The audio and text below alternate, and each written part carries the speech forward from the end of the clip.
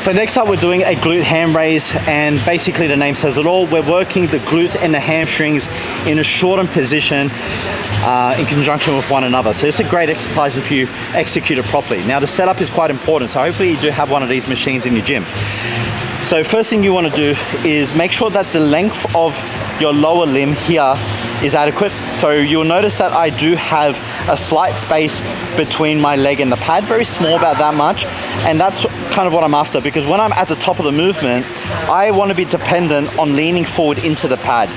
Now what that will do is keep these posterior muscles here engaged the whole time, as opposed to if it was too close and then I was forced to upright and I couldn't get that engagement, and it gets really uncomfortable. Now the next thing is to make sure that you time your extension of your leg with your chest position when you go further out. What that will do is create a neutral position for the body.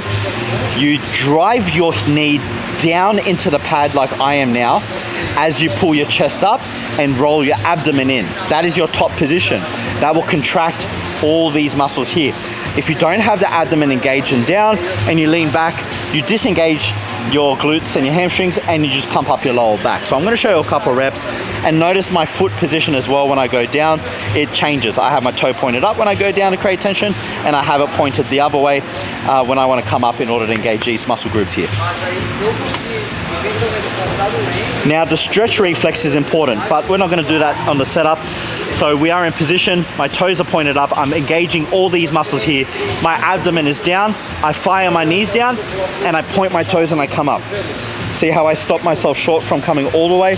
So stop it here, I can feel that firing up because my rib cage is down. Stretch, boom.